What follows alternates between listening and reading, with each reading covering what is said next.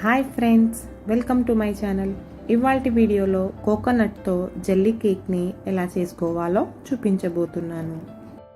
మీరు గనక మన ఛానల్ని ఫస్ట్ టైం చూస్తున్నట్లయితే ఒక లైక్ చేసి సబ్స్క్రైబ్ చేసుకోండి.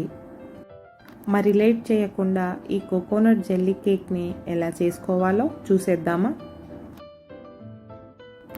2 కొబ్బరికాయలను తీసుకొని వెనకాల వైపు ఉన్న బ్రౌన్ పార్ట్నంతా పీలర్తో తీసేయాలి. ఈ కొబ్బరికాయలని చిన్న చిన్న పీసెస్గా కట్ చేసుకోవాలి.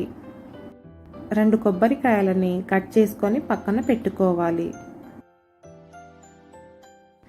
ఒక మెజర్మెంట్ కప్పు తీసుకొని అందులో సగానికి పంచదార వేసుకొని 4 యాలక్కాయలు వేసుకొని ఈ పంచదారని మెత్తటి పౌడర్లా గ్రైండ్ చేసుకోవాలి. చూశారు కదా, పంచదారని ఇలా మెత్తటి పౌడర్లా గ్రైండ్ చేసుకొని తీసి పక్కన పెట్టుకోవాలి. మళ్ళీ అదే మిక్సీ జార్లో మనం కట్ చేసుకున్న కొబ్బరికాయ ముక్కల్ని వేసుకోవాలి.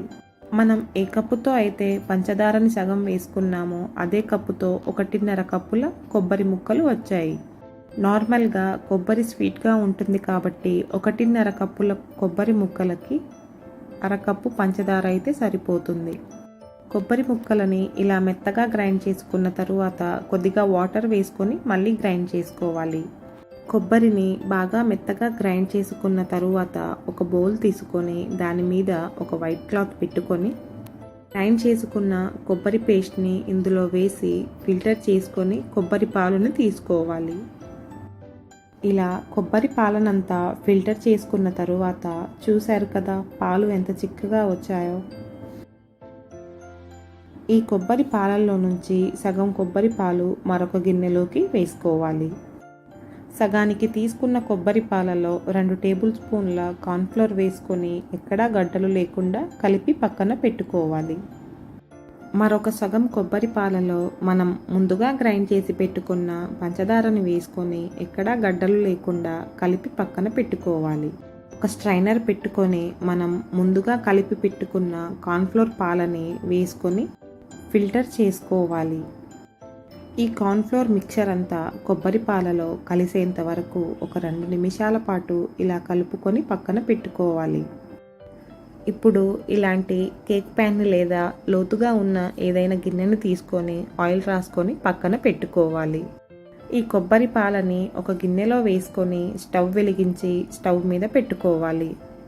మంటని లో టు మీడియం ఫ్లేమ్లోకి అడ్జస్ట్ చేసుకుంటూ నిదానంగా ఈ కొబ్బరి పాలు ఉడికేంత వరకు ఇలా కలుపుతూ ఉడికించుకోవాలి. కొబ్బరి పాలు మరిగేటప్పుడు కలపకపోతే ఎక్కడికక్కడ గడ్డలు కట్టేస్తాయి.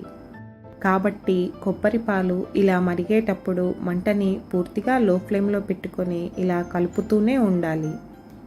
చూశారు కదా, 5 నిమిషాలు మరిగించుకున్న తరువాత ఈ కొబ్బరి పాలు ఎలా చిక్కగా అయిపోయాయో.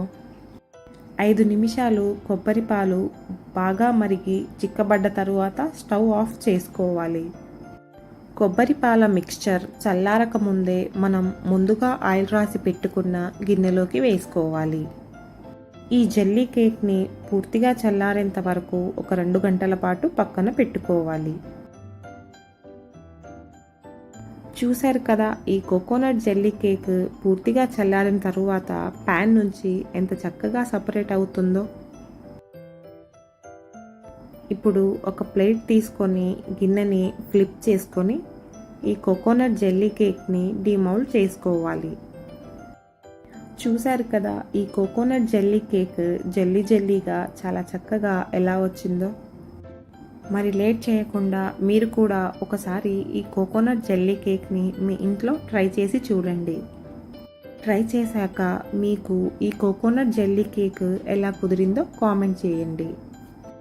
ఇంకా ఒక లైక్ చేసి షేర్ చేయండి. మర్చిపోకుండా మన ఛానల్ని సబ్స్క్రైబ్ చేసుకోండి ఫ్రెండ్స్.